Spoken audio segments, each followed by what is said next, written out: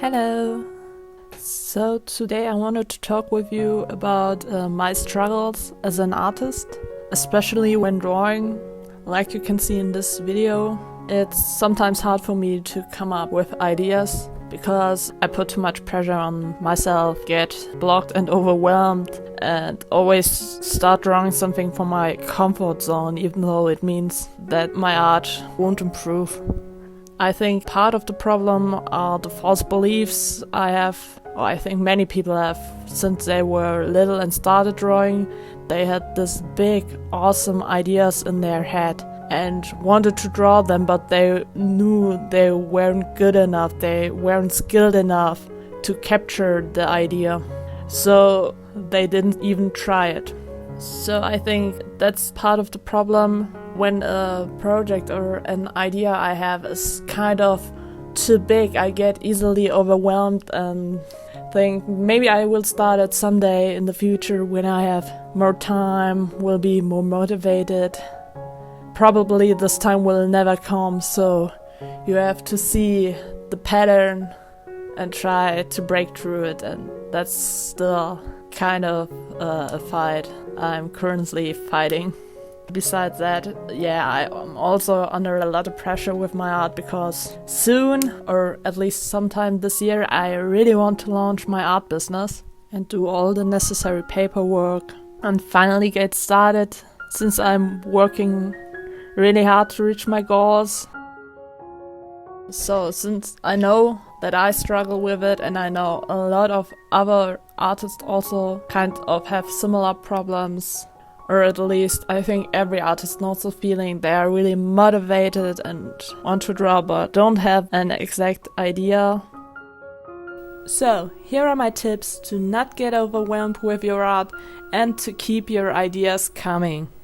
The first one is to draw daily, even when it's mainly in your comfort zone.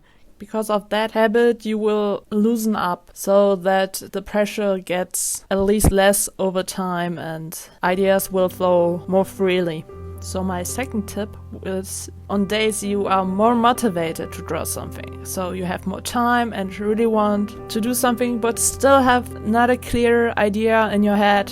Do studies to learn, grow, and leave your comfort zone, because otherwise you won't develop any further as an artist. And for what you need to study, I know most of people say you have to study anatomy, but I think anatomy is really important. You can always study anatomy if you don't know what to study, but I think it would be a lot more helpful if you do a list of all your weaknesses. For example, here you can see what my list would kind of look like.